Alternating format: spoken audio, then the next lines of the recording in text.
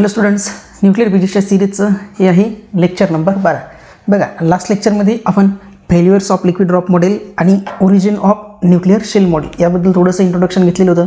त्यानंतर शेल मॉडेलमध्ये शेल मॉडेलने काय जंक्शन्स घेतले किंवा शेल मॉडेल जो होता तर शेल मॉडेलमध्ये न्यूक्लियर ड्रॉप मॉडेल किंवा न्यूक्लियरचं जे लिक्विड ड्रॉप मॉडेल आहे त्यामधले जे काही ड्रॉबॅक होतो जसे concept of magic numbers.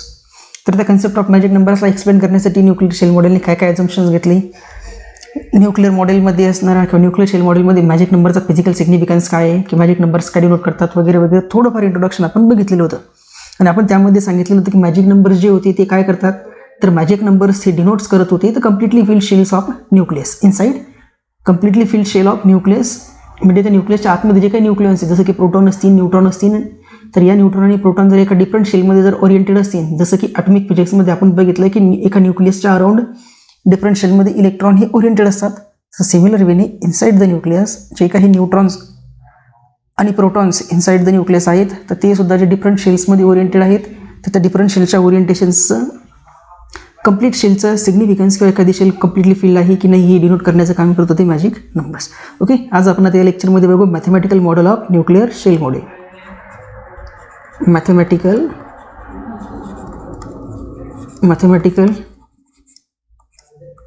Tool of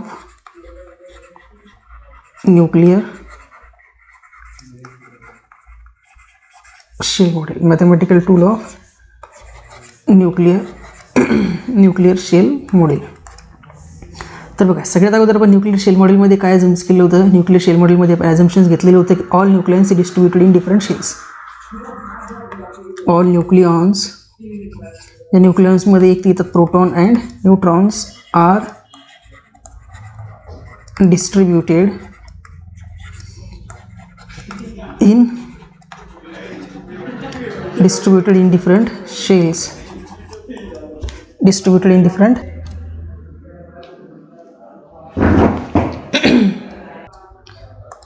so आपण काय घेतलं त्याचं अझम्पशन्स की ऑल न्यूक्लियस जे तर न्यूक्लियसच्या आतमध्ये असणारे जे काही न्यूक्लियन्स आहे जसं की प्रोटॉन आणि न्यूट्रॉन हे काय आहेत are distributed in different shells inside nucleus.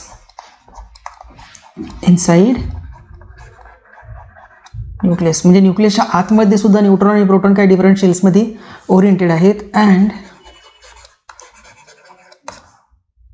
The value of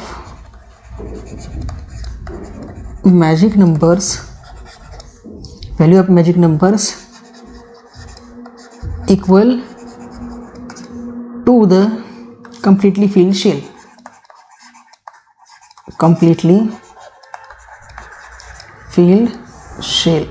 आणि मॅजिक नंबर जे तर ते मॅजिक नंबर्स काय डिनोट करतो ते completely filled शेलची value.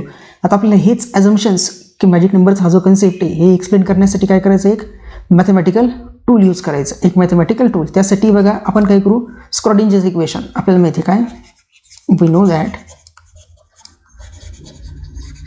No that the Schrodinger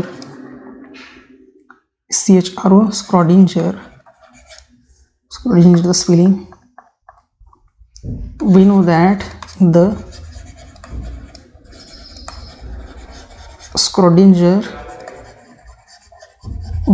the Schrodinger equation of motion is used to study the quantum effect of single particle. Quantum effect of single particle म्हणजे स्क्रॉडिंजर्स equation of motion जे ते एका single पार्टिकलच्या quantum इफेक्टचा study करण्यासाठी आपण use करतो. हे quantum मेकॅनिक्समध्ये तुम्ही शिकलेले असाल किंवा जर तुमचा क्वांटम मेकॅनिक्सचा पेपर शिकवायचं बाकी असेल तर तुम्ही त्यामध्ये या स्क्रॉडिंजर इक्वेशन ऑफ मोशनबद्दल पूर्ण डिटेलमध्ये शिकणार आहात. पण यामध्ये एक गोष्ट लक्षात ठेवायची की स्क्रॉडिंजर इक्वेशन ऑफ मोशन जे आहे ते क्वांटम इफेक्ट म्हणजे क्वांटम बिहेवियर कोणाचं एका सिंगल पार्टिकलचा स्टडी करण्यासाठी यूज केला जातो. पण आपण शेल मॉडेलमध्ये अझम्पशन्स काय घेतलं होतं, but in shell model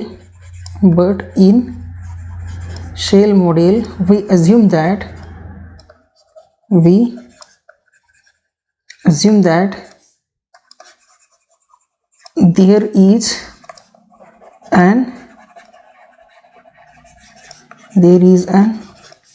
average force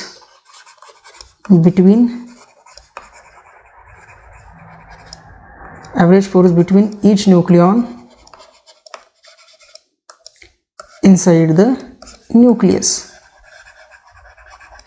न्यूक्लियसच्या आतमध्ये असणारा जर एक सिंगल न्यूक्लियन जरी आपण कन्सिडर केला तर त्याच्यावर काही एक ॲव्हरेज फोर्स एक्झर्ट होतो, असं ॲझम्पशन्स होतं न्यूक्लिअर शेल मॉडेलचं. कोणाचं ॲझम्पशन्स होतं? हे न्यूक्लिअर शेल मॉडेलचं. मग याच ॲझम्पशनचा जर यूज केला आपण तर मग आपण यामध्ये काय सांगू शकतो?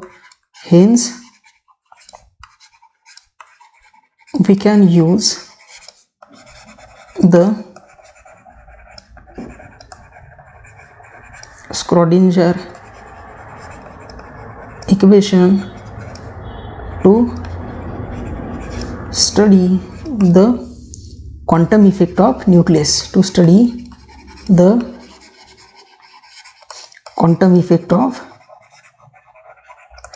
म्हणजे आपण काय करू शकतो की न्यूक्लियसचा जर क्वांटम इफेक्ट किंवा न्यूक्लियसचं बिहेवियर कसं असेल, न्यूक्लियसच्या डिफरंट शेलच्या एनर्जी काय असतील, डिफरंट शेलच्या करस्पॉन्डिंग वेव्ह फंक्शन्स काय आहे, त्या शेलची कपॅसिटी वगैरे, ह्या सर्व क्वांटम इफेक्ट किंवा क्वांटम बिहेवियर जर न्यूक्लियस स्टडी करत असेल तर आपल्याला काय करावं लागेल?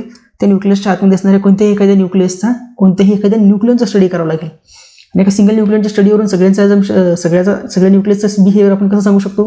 कारण की न्यूक्लियर शेल मॉडेलमध्ये आपण हे अझम्पशन घेतलेलं होतं की न्यूक्लियसच्या आतमध्ये असणारा एक सिंगल पार्टिकल जर असेल, एक तो आयदर प्रोटॉन असेल किंवा न्यूट्रॉन, तर याच्यावर काय आहे, रिमेनिंग सर्व न्यूक्लियॉन्स जे आहेत, म्हणजे जे काही सर्व प्रोटॉन्स आणि न्यूट्रॉन्स उरतील ते सर्व प्रोटॉन आणि न्यूट्रॉन ते एका सिंगल पार्टिकलवर एक ॲव्हरेज फोर्स एक्झर्ट करतात.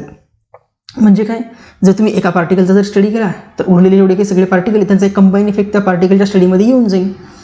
म्हणून आपण काय करू शकतो, तो जो उरलेला पार्टिकल आहे किंवा तो जो एक सिंगल पार्टिकल ज्याचा आपण स्टडी करणार आहे, जर त्याच्यासाठी तुम्ही स्क्रॉडिंजर इक्वेशन जर आपण सॉल्व्ह केलं तर आपण काय करू शकतो, ओव्हरऑल न्यूक्लियसचा बिहेवियर सांगू शकतो. असं स्क्रॉडिंजर इक्वेशननं सांगितलेलं. आणि असं स्क्रॉडिंजर इक्वेशनचा आणि न्यूक्लियर शेल मॉडेलचा असं दोघा जणांचा एक कंबाईन इफेक्ट करून काय करतो, आपण स्क्रॉडिंजर इक्वेशन सॉल्व्ह करतो. आणि त्यावरून न्यूक्लियर शेल मॉडेलमध्ये ज्या काही डिफरंट शेल्स आहेत कुठे इनसाइड द न्यूक्लियस, त्याचा स्टडी आपण हा करत असतो. ओके, आता सगळ्यात पहिली कंडिशन्स काय की but to solve Schrödinger equation,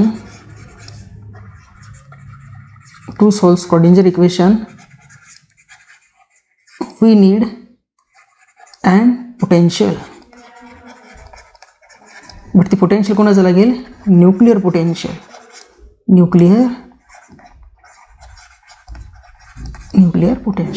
स्क्रॉडिंजर equation solve करण्यासाठी सगळ्यात पहिली गरज आपल्याला स्थिती असते पोटेन्शियलची. बट आता तुम्हाला जर आठवत असेल, जेव्हापासून आपण न्यूक्लियर फिजिक्सचे साधारणपणे 11-12 लेक्चर सुरू आहे, कुठेच आपण न्यूक्लियर पोटेन्शियलचा यूज केला का? नाही. म्हणजे न्यूक्लियसचं पोटेन्शियल आपल्याला माहिती आहे का? नाही. यामध्ये आपण करू शकतो since we don't no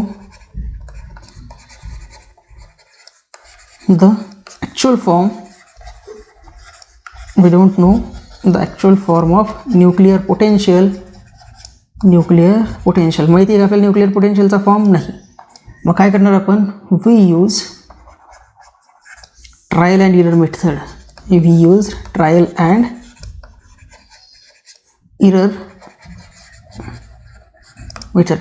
error method म्हणजे काय यूज करणार आपण? तर आपण अज्युम करणार की न्यूक्लियसच्या आतमध्ये असणारं पोटेन्शियल या अशा पद्धतीचं असणार. एखादे कोणते अझम्पशन्स घेणार, त्या स्क्रॉडिंजर इक्वेशनला सॉल्व्ह करून पाहणार आणि नंतर चेक करणार की त्या न्यूक्लियर पोटेन्शियलनं स्क्रॉडिंजर इक्वेशन जर आपण सॉल्व्ह केलं आणि मिळणारे जे काही रिझल्ट्स आहेत ते ॲक्च्युअल न्यूक्लियसच्या रिझल्टसोबत मॅचअप करतात का? येस, ते जर मॅच करत असतील तर आपण घेतलेला ट्रायल काय झाला? सक्सेसफुल. आणि जर का फेल झाली तर आपला घेतलेला ट्रायल काय झाला?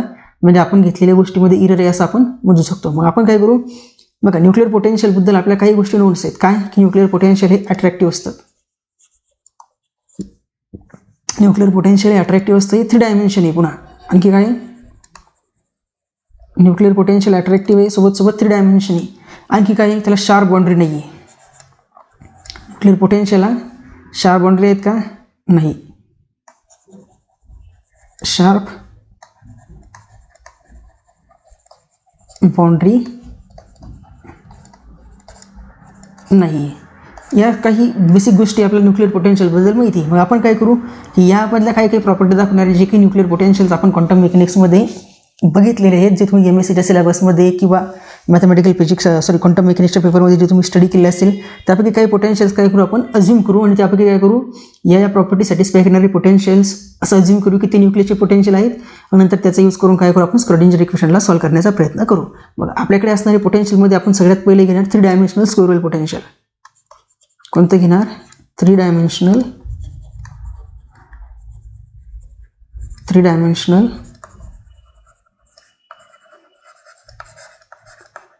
स्क्वेअर वेल पोटेन्शियल जे किती असतं 3 डायमेन्शनल स्क्वेअर वेल पोटेन्शियलची व्हॅल्यू असते V of r is equal to असतं -V0 कुठे तर r less than or equal to a आणि त्याची व्हॅल्यू असते 0 आर ग्रेटर दॅन ए. म्हणजे ही 3 dimensional attractive square well potential आहे ज्यामध्ये inside square well potential -V0 strength आहे आणि आउटसाइड स्क्वेअर वेल पोटेन्शियलची व्हॅल्यू आहे 0. आउटसाइड स्क्वेअर वेलची पोटेन्शियलची व्हॅल्यू आहे 0. हे पोटेन्शियल अज्युम करणार. त्यानंतर 3 dimension harmonic oscillator potential 3 dimensional harmonic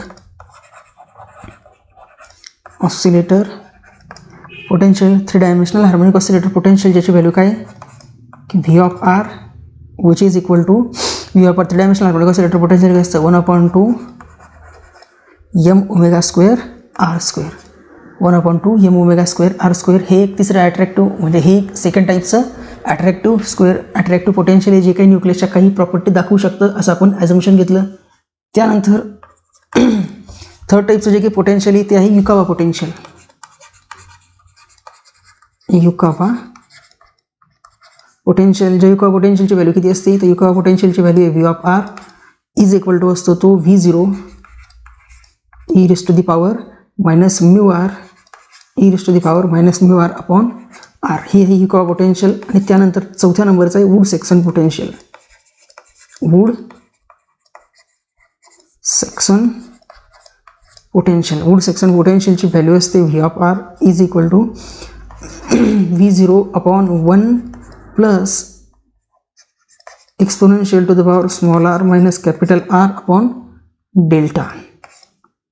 हे जे आहेत हे काय आहेत हे 3-4 पोटेन्शियल्स आहेत जे न्यूक्लियसच्या प्रॉपर्टीला थोड्या प्रमाणे एक्सप्लेन करू शकतात. थोड्या प्रकारे काय करतात न्यूक्लियसच्या प्रॉपर्टीला एक्सप्लेन करतात.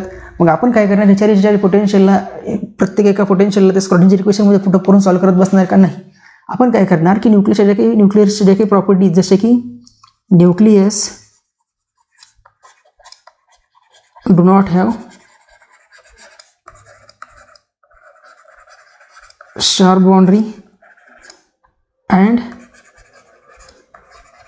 they are attractive.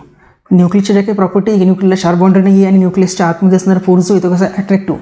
या दोन प्रॉपर्टीचा यूज करून आपण काय करणार rounded square well potential assume करणार. आपण काय करणार so that we assume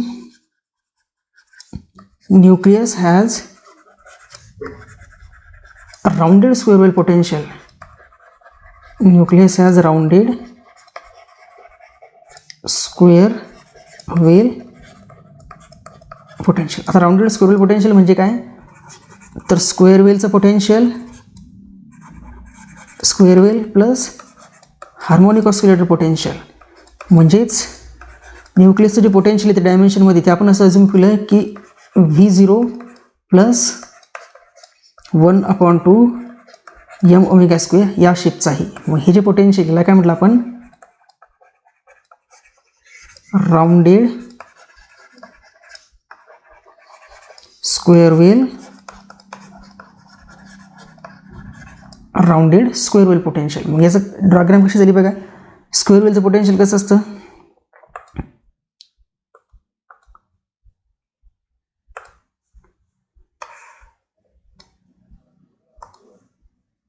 square वेलचं पोटेन्शियल कसं असेल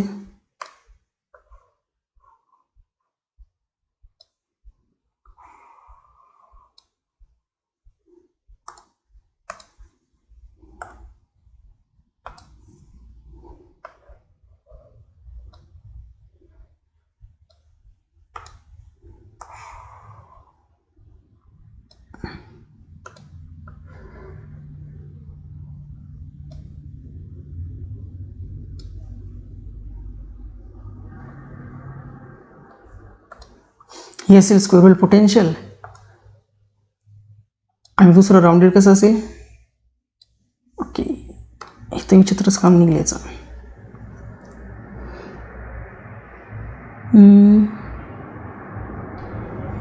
ठीक आहे, राऊंडेड कसं असेल, हे स्क्वेअर वेलचं पोटेन्शियल प्लस हार्मोनिक ऑसिलेटरचं पोटेन्शियल असेल या शेपचं. हार्मोनिक ऑसिलेटरचं पोटेन्शियल असेल या शेपचं. दोघा जणांची जर ॲडिशन केली तर आपल्याला काय मिळेल, असं राऊंडेड स्क्वेअर वेलसारखा शेप मिळेल. राऊंडेड स्क्वेअर वेलसारखा काय मिळेल, शेप मिळेल. ओके, आता ह्या गोष्टी ज्या आहेत अननोन आहे, ह्या गोष्टीची आपल्याला काही जास्त गरज नाही. सो मी तुम्हाला एक सांगायचं होतं म्हणून सांगितले. तुम्ही ही डायग्राम काढण्याची काही गरज नाही, ही डायग्राम काढण्याची गरज नाही. ओके, मग जर आपण असं झूम केलं की न्यूक्लिअर पोटेन्शियल काय, मग आपल्याला मिळालं काय, न्यूक्लिअर पोटेन्शियल किती ते मिळालं आपल्याला. V of r is equal to minus V0 plus 1/2 m omega square r square. हे काय मिळालं आपल्याला, न्यूक्लिअर पोटेन्शियल. न्यूक्लिअर पोटेन्शियल आणि मग आपण काय करू, आता स्क्रॉडिंजर इक्वेशन यूज करू. Now using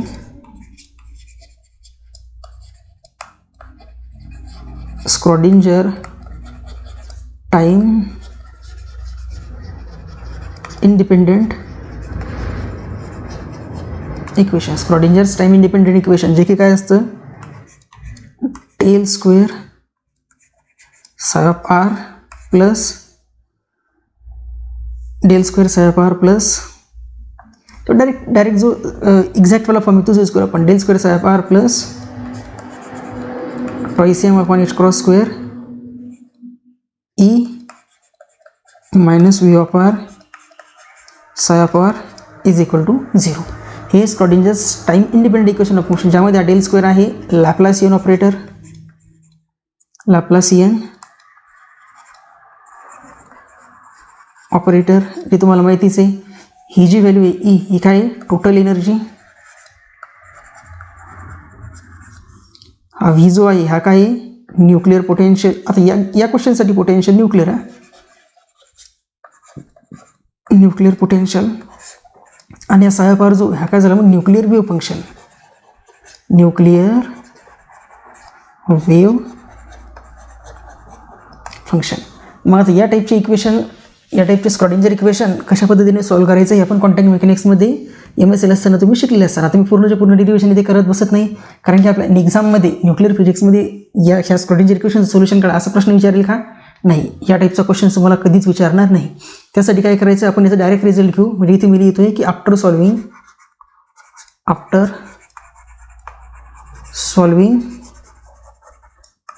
quantum mechanically solve केल्यानंतर आपल्याला मिळेल एनर्जी, मिळेल E of lambda is equal to lambda plus 3/2 h cross omega. हे इक्वेशन आपल्यासाठी महत्त्वाचं आहे. कोणतं, हे वाला. E of lambda is equal to lambda plus 3/2 h cross omega, ज्यामध्ये लॅम्बडाची व्हॅल्यू असते lambda is equal to twice n plus l minus 2. ही सुद्धा व्हॅल्यू इम्पॉर्टंट आहे. Twice n plus l minus 2. तर ह्यामध्ये एन जो असतो तो एन आहे प्रिन्सिपल क्वांटम नंबर.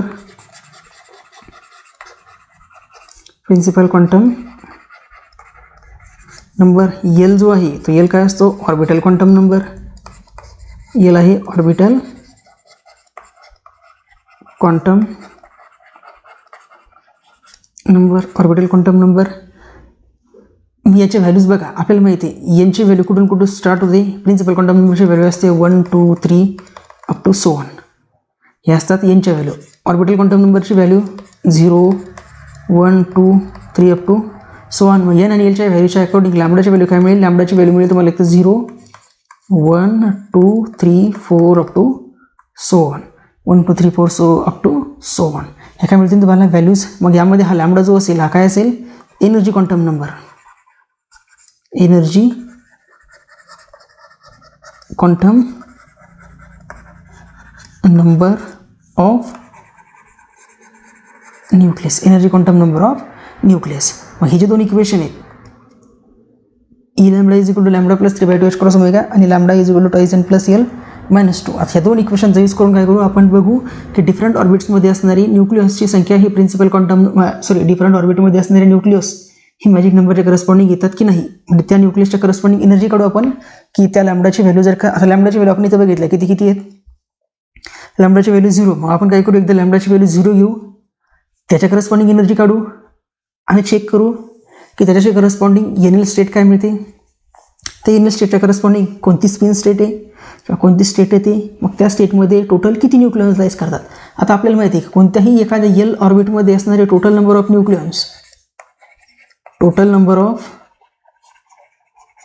न्यूक्लियन्स हे किती असतात, तर ते असतात 2 × टाईस एल प्लस 1. ह्या गोष्टी तुम्ही कुठे शिकलेल्या आहेत, ह्या सगळ्या तुम्ही गोष्टी शिकलेल्या आहेत क्वांटम मेकॅनिक्समध्ये, की कोणत्याही एखाद्या एल ऑर्बिटच्या करस्पॉन्डिंग असणारे टोटल नंबर ऑफ न्यूक्लियन्स किंवा टोटल नंबर ऑफ इलेक्ट्रॉन्स हे किती असतात, तर 2 × टाईस एल प्लस 1. मग आपण काय करूया, सर्व यांचं यूज करून मॅजिक नंबरचा कन्सेप्ट हे न्यूक्लिअर पोटेन्शियल आपण जे घेतलेलं आहे ते दाखवतो का हे चेक करू. ओके, तर बघा कसं चेक करायचं याला.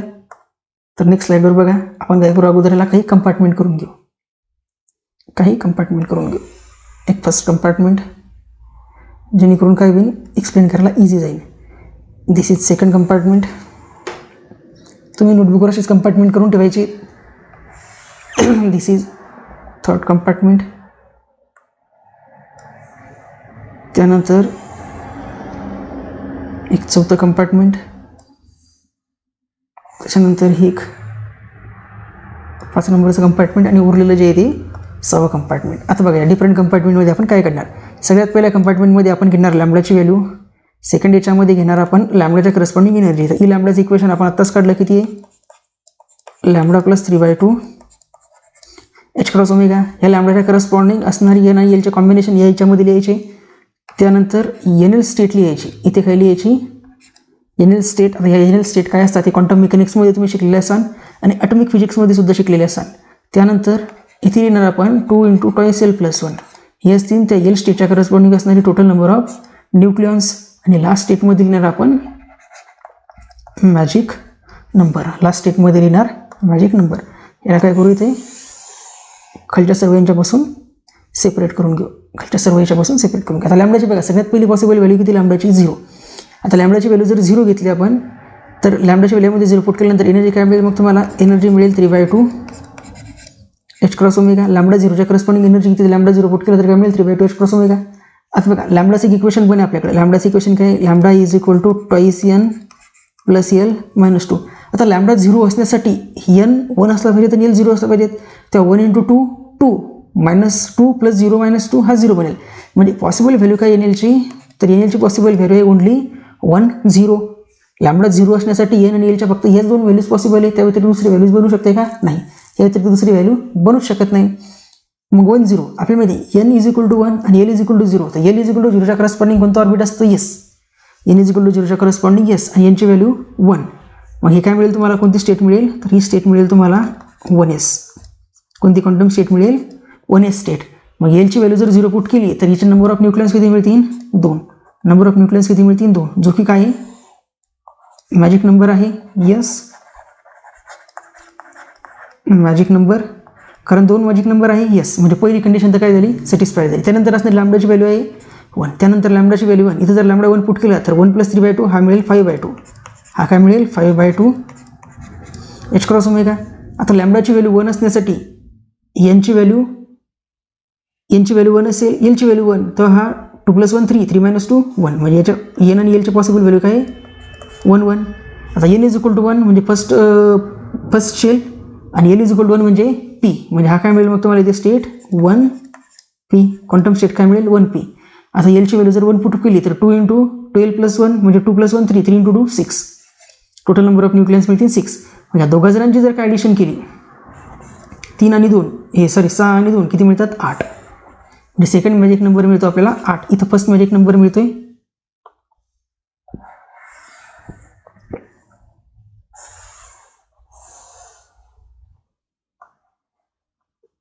इथे फर्स्ट मॅजिक नंबर मिळतोय 2. इथे फर्स्ट मॅजिक नंबर मिळतोय 2 आणि इथे काय मिळतो, सेकंड मॅजिक नंबर 8. त्यानंतर लॅम्बडाची व्हॅल्यू जर का 3 घेतली आपण, लॅम्बडाची व्हॅल्यू जर का 3 घेतली तर लॅम्बडाची व्हॅल्यू 3 पुट केल्यानंतर लॅम्बडाची व्हॅल्यू 3 नाही, लॅम्बडाची व्हॅल्यू काही 2 येईन अगोदर. लॅम्बडाची व्हॅल्यू जर 2 घेतली तर 2 + 3/2 हा मिळेल मग आपल्याला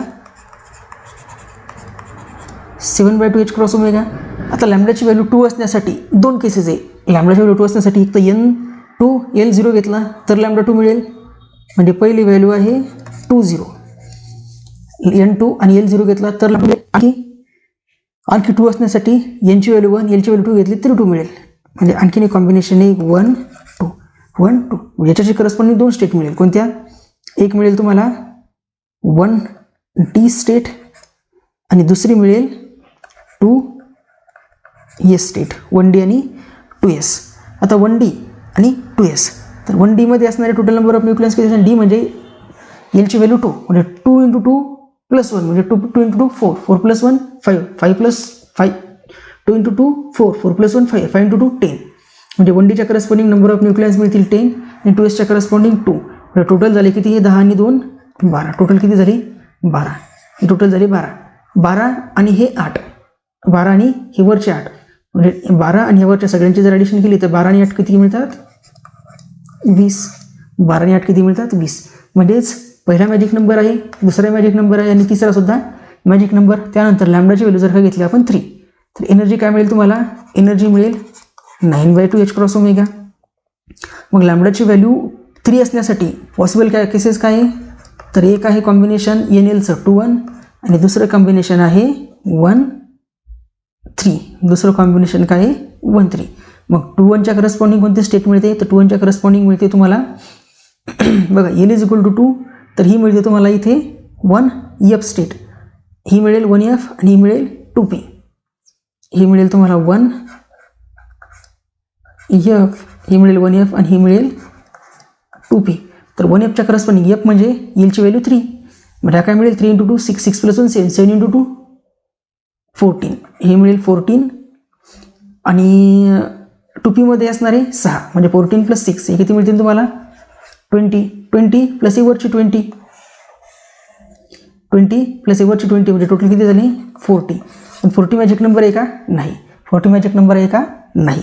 म्हणजेच काय झालं? तर न्यूक्लियर शेल मॉडेलनं जर का आपण अज्युम केलं की न्यूक्लियर शेल मॉडेलच्या according inside the nucleus there is a rounded square well potential, तर आपल्याला फक्त 2 8 आणि 20 हे 3च मॅजिक नंबर एक्सप्लेन होतात. त्यानंतर चौथा मॅजिक नंबर जो आहे 28 तो एक्सप्लेन होतो का? नाही. म्हणजे इथे काय झालं? राउंडेड स्क्वेअर वेल पोटेन्शियलवाली टर्म झाली फॉल्स. राउंडेड स्क्वेअर वेल टर्म काय झाली? फॉल्स. म्हणजे आपण काय लिहू? इथे लिहू आपण की by considering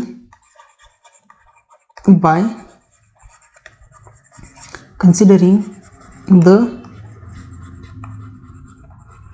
rounded square wave potential,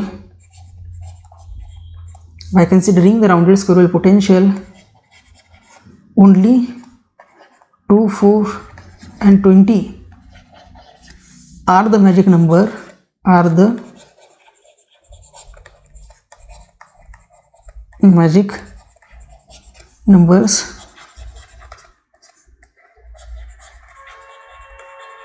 that explain properly and remaining are not explained. म्हणजे जर का आपण न्यूक्लियसचा rounded square well potential assume केलं तर फक्त आपण 2 8 आणि 20 हे 3च मॅजिक नंबर एक्सप्लेन करू शकतो. त्यानंतर उरलेले जे काही मॅजिक नंबर आहे 28 50 86 आणि 126 हे मॅजिक नंबर एक्सप्लेन करतो का? नाही. म्हणून काय झालं? तर न्यूक्लियसचा राउंडेड स्क्वेअर वेल पोटेन्शियल आहे, तर हिचं काय झालं? इथे त्याचं आलं फेल्युअर्स. त्याला काय आलं? फेल्युअर्स. मग आता उरलेले मॅजिक नंबर तर एक्सप्लेन करायचे. मग त्यासाठी काय केलं की मेयर. कोण? आफ्टर दॅट कोण होता तो? Mayor and his co-worker. Mayer and his co-worker assume that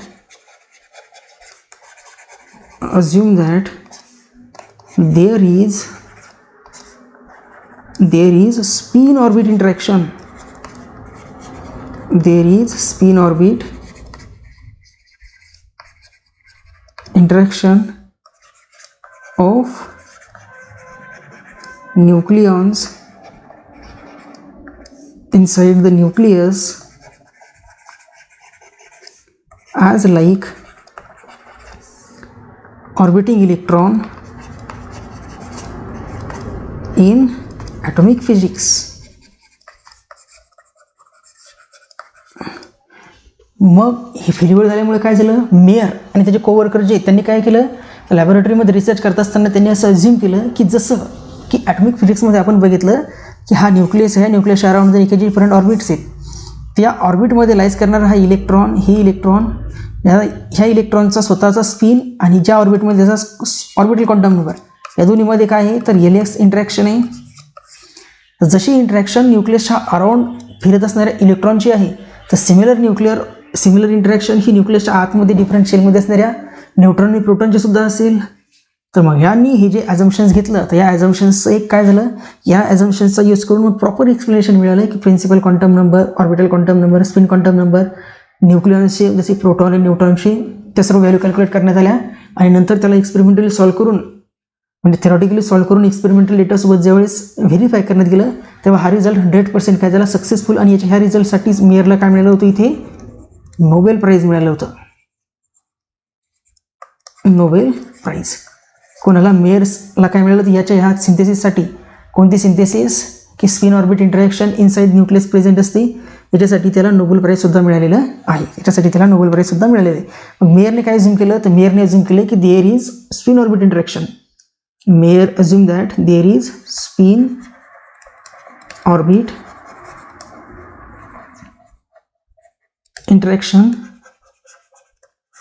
inside the nucleus. न्यूक्लियसच्या आतमध्ये पण काय आहे, स्पिन ऑर्बिट इंटरॅक्शन हे अजम्पशन्स होतं कोणाचं, मेयरचं.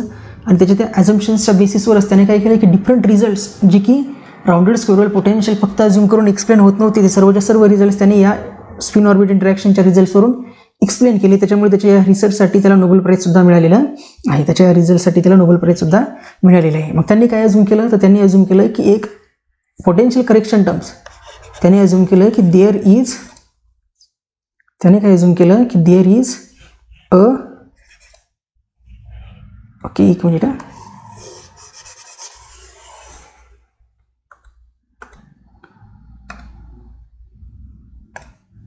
त्यांनी काय अज्युम केलं, त्यांनी अज्युम केलं की there is a potential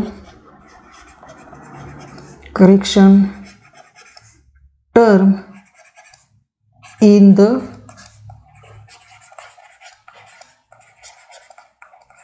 the expression of rounded square wave potential. आणि ती करेक्शन टर्म त्याने दिली की v of r is equal to minus phi of r into l bar dot s bar. ही काय केली त्यांनी, एक करेक्शन टर्म दिली, कोणी, मेयर्सने. मग या करेक्शन टर्ममध्ये हा फाय ऑफ आर कडे नोट करतो, where phi of r is equal to b upon r del f upon del r, ज्यामध्ये हा जो बी आहे तो काय असतो, स्ट्रेंथ पॅरामीटर.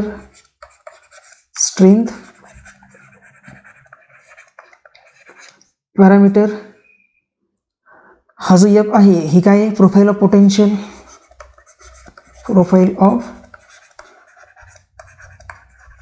पोटेन्शियल, एल आणि एस तर तुम्हाला माहिती आहे. एल आणि एस काय असतात, l is total principal, total orbital quantum number, s is total spin quantum number. आणि ॲटॉमिक फिजिक्समध्ये आपण बघितलेलेच आहे काय की जे इज इक्वल टू काय असतो, एल प्लस एस. जे इज इक्वल टू काय असतो, एल प्लस एस. बघा तुम्हाला हे सर्व गोष्टी पाठ करण्याची गरज नाही. न्यूक्लियर शेल मॉडेलचे ही जे काही थेरॉटिकल बॅकग्राऊंड आपण पूर्ण घेत आहोत, याच्यावर बेस तुम्हाला सीटमध्ये क्वेश्चन असतात का, नाही. तुम्हाला क्वेश्चन्स असतील ह्या न्यूक्लियर शेल मॉडेलच्या रिझल्ट्सवर बेस्ड. या न्यूक्लियर शेल मॉडेलचा जो काही रिझल्ट आहे त्या रिझल्टवर बेस तुम्हाला सीटमध्ये किंवा नीटमध्ये, गेटमध्ये, बाकी कॉम्पिटिशन एक्झाममध्ये क्वेश्चन असतात. बट आपण तो रिझल्ट कशी डिराईव्ह केली हे सुद्धा समजून घेणं काय झालं तेवढंच महत्त्वाचं आहे. म्हणून आपण काय केलं आहे की हे जे रिझल्ट्स आहेत हे रिझल्ट्स मी डिराईव्ह करतो आहे. बाकी अदरवाईज मी तुम्हाला डायरेक्टली रिझल्ट सांगून सुद्धा क्वेश्चन्स घेऊ शकलो असतो, बट तुम्हाला ते कळलंच नसतं की ते रिझल्ट कसे आलेत. आता ॲटॉमिक फिजिक्समध्ये आपण ऑलरेडी बघितलेली की J is equal to L plus s. मग जर आपल्याला l bar dot s bar काढायचं असेल तर काय करावं लागेल, J vector dot J vector is equal to काय मिळेल मग तुम्हाला, l bar dot s bar, l bar plus s bar dot l bar plus s bar. आणि वेक्टर अल्जेब्रामध्ये तुम्हाला माहिती आहे की दोन इक्वल वेक्टरचा डॉट प्रोडक्ट काय असतो, तर सिम्पली त्या वेक्टरची मॅग्निट्यूड इज इक्वल टू काय मिळेल तुम्हाला, इथे मिळेल तुम्हाला पहिली term l bar plus l bar plus l bar dot s bar plus s bar dot l bar plus s bar dot s bar, म्हणजे इज इक्वल टू मिळेल तुम्हाला जे स्क्वेअर, ही टर्म मिळेल l square, l bar dot s bar आणि s bar dot l bar, a dot b b dot a दोन्ही काय असतात, equal आणि अपोजिट्स आहेत. सो एल डॉट एस आणि एस डॉट एलला आपण केलं शकतो directly two l bar dot s bar आणि s bar dot s bar काय मिळेल, एस स्क्वेअर. मग ह्यालाच जर का आपण अरेंज केलं तर काय मिळेल तुम्हाला की two l bar dot s bar is equal to J square minus l square minus s square, which is implies that l bar dot s bar is equal to J square minus l square minus s square upon two. मग ही l bar dot s बारची value आपण आता potential correction टर्ममध्ये put up करू. मग काय होतं आपल्याकडे, phi of r is equal to minus phi of r l bar dot s bar. मग यामध्ये जर ती व्हॅल्यू पुट अप केली तर काय मिळेल आपल्याला, phi of r upon two आणि ब्रॅकेटमध्ये राहील इकडे j square minus l square minus s square, हे काय मिळेल व्ही ऑफ आर. मग याला जर का आपण क्वांटम मेकॅनिकली सॉल्व्ह केलं, after solving quantum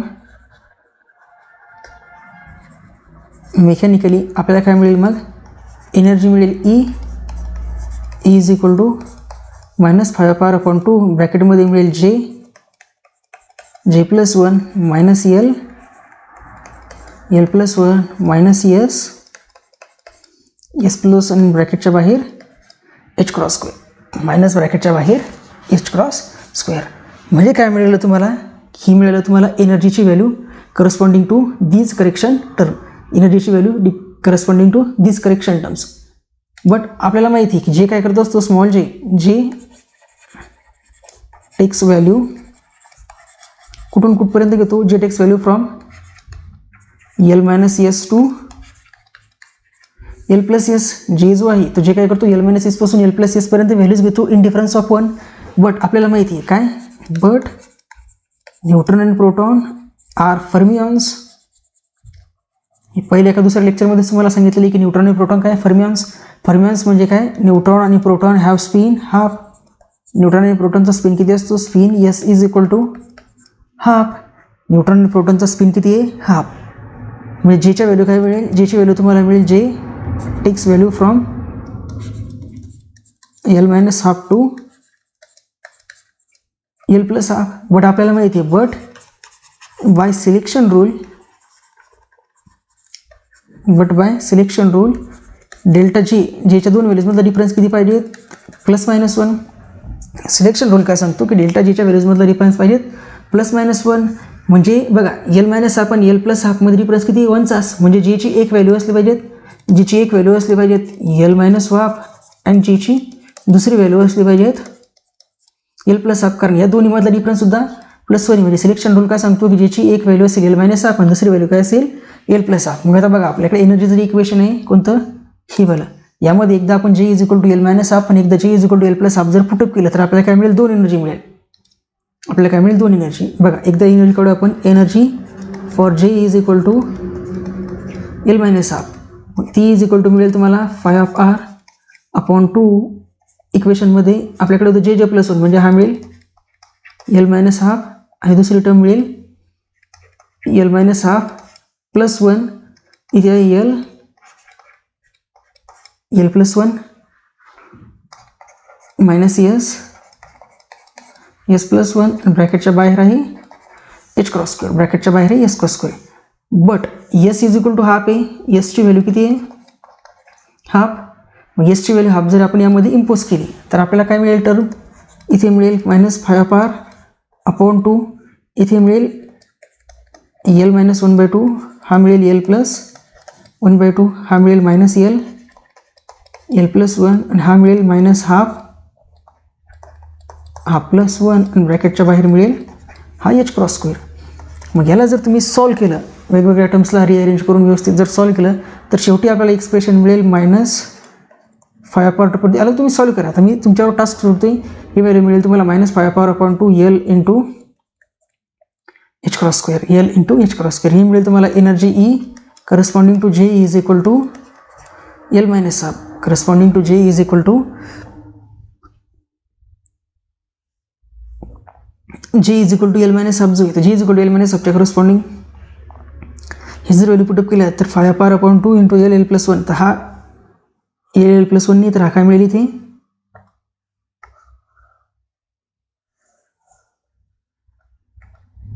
L plus,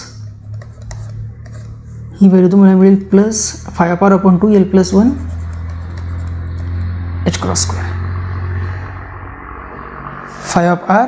5/2 L plus 1 H cross square. ही व्हॅल्यू मिळेल तुम्हाला. याला बघा ना, तुम्ही सॉल्व करून एल इंटू एलचं मल्टिप्लिकेशन करायचं, मायनस हाफचं करायचं, एकदा मायनस हाफ इंटू एल, एकदा मायनस हाफ इंटू हाफ, याला एक्सपांड करायचं, यामध्ये 1/2 इंटू ब्रॅकेटमध्ये 1/2 प्लस 1 पुटअप करायचं, मग तुम्हाला काय मिळेल ही व्हॅल्यू मिळेल. यानंतर एक स्टेप करायची, त्यानंतर तुम्हाला एक्झॅक्ट व्हॅल्यू मिळून जाईल. ई करस्पॉन्डिंग टू जे is equal to L minus half. Similarly तुम्हाला एनर्जी मिळेल E for j is equal to L plus half. मग यामध्ये काय करावं लागेल तुम्हाला, जेच्या ठिकाणी एल प्लस हाफ पुटअप करावं लागेल. पहिली टर्म मिळेल 5/2, इथे मिळेल मग तुम्हाला एल प्लस हाफ, ही मिळेल L plus half plus 1, L plus half plus 1, त्यानंतर ही मिळेल L plus 1 minus half plus 1 आणि ब्रॅकेटच्या बाहेरचा हा एच क्रॉस स्क्वेअर. मग याला सुद्धा तुम्ही एक्सपांड करून जर का सॉल्व केलं तर इथे मिळेल तुम्हाला 5/2 L H cross square, E corresponding to जे is equal to L plus half. असे दोन्ही रिझल्ट आम्ही समोरच्या पेजवर एकदा लिहितोय, त्यावरून तुम्हाला इंटरप्रिटेशन सांगतो की रिझल्ट काय आहे. तर बघा, एनर्जी करस्पॉन्डिंग टू जे is equal to L minus half, energy corresponding to जे is equal to L minus half. तर ही किती मिळाली तुम्हाला, तर ही मिळाली तुम्हाला 5/r इंटू म्हणजे 5/2 L plus 1 H cross square, आणि एनर्जी करस्पॉन्डिंग टू जे is equal to L plus half ही किती मिळाली, तर ही मिळाली -5/2 एल एच क्रॉस स्क्वेअर. ह्या दोन एनर्जीच्या व्हॅल्यू मिळाल्या. ह्या काय मिळाल्या आपल्याला, दोन एनर्जीच्या व्हॅल्यूज. यावरून तुम्हाला मिळतं की J is equal to L minus हाफच्या करस्पॉन्डिंग एनर्जी कशी आहे, पॉझिटिव्ह आहे, आणि J is equal to L plus हाफच्या करस्पॉन्डिंग एनर्जी कशी आहे, निगेटिव्ह. आपल्याला माहिती आहे पॉझिटिव्ह व्हॅल्यू म्हणजे कशी, हायर एनर्जी असते. पॉझिटिव्ह व्हॅल्यू म्हणजे हायर एनर्जी आणि निगेटिव्ह व्हॅल्यू म्हणजे लोअर एनर्जी. पॉझिटिव्ह व्हॅल्यू म्हणजे एनर्जीचे हायर व्हॅल्यूज, निगेटिव्ह व्हॅल्यू म्हणजे एनर्जीची लोअर व्हॅल्यूज. म्हणजे आपण काय सांगू शकतो की एन एल जे ही जी एनर्जी लेवल आहे काय होती, दोन लेवलमध्ये स्प्लिट होती. काय होती,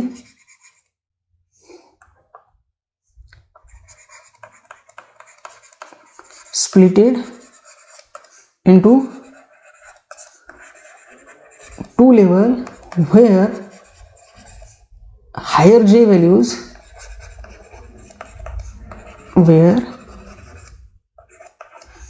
values lies lower and lower J values lies higher. म्हणजे काय, तर ही जी एनर्जी लेवल आहे कोणती, एन एल, हार्मोनिक ऑसिलेटरची ही जी एनर्जी लेवल आहे एन एल, त्याचं काय झालं, स्पिन ऑर्बिट इंटरॅक्शनमुळे स्प्लिटिंग झाली. किती लेवलमध्ये, दोन लेवलमध्ये, ही एक लेवल आणि ही दुसरी लेवल.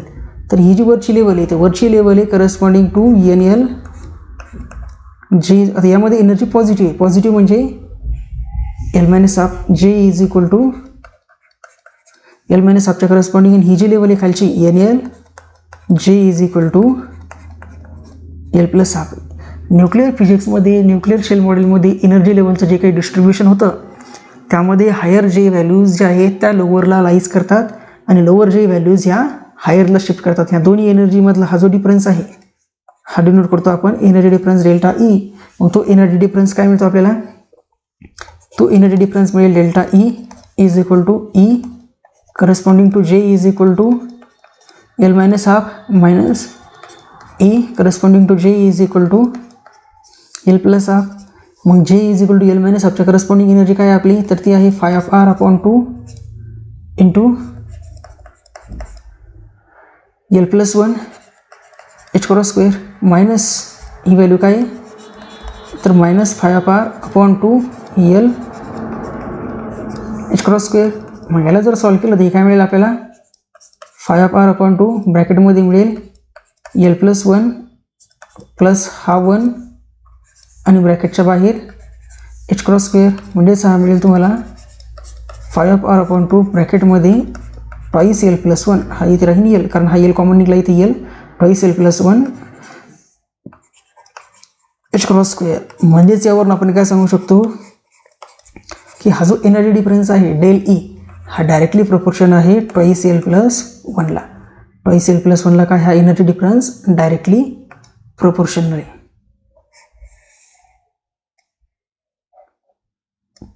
हा जो एनर्जी डिफरन्स आहे तो काय, ट्वाईस L प्लस 1ला डायरेक्टली प्रोपोर्शन. त्यानंतर ही जी टर्म आहे,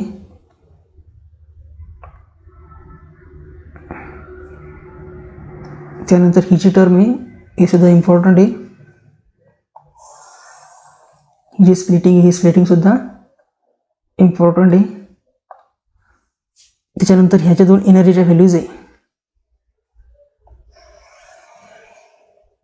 ह्या दोन एनर्जीच्या व्हॅल्यू सुद्धा इम्पॉर्टंट आहे. त्यानंतर इकडे आणखी इम्पॉर्टंट काय आहे, त्यानंतर इकडे इम्पॉर्टंट फॉर्म्युल्यामध्ये हा यस, हा फॉर्म्युला एक इम्पॉर्टंट आहे. आणखी आपण काय फॉर्म्युला इम्पॉर्टंट आहे. त्यानंतर बाकी इथं तुम्हाला माहितीच आहे. आणि हे स्पिन ऑर्बिट करेक्शनचा पोटेन्शियल, स्पिन ऑर्बिट करेक्शनचं पोटेन्शियल, या सर्व गोष्टी काय आहेत इम्पॉर्टंट. ज्यांना ज्यांना मी बॉक्स केले त्या सर्व गोष्टी काय आहेत इम्पॉर्टंट. बाकी सगळं तुम्ही मागचं तर नोट केलंच असेल, मागचं झालेलं सर्वच्या सर्व नोट केलंच असेल.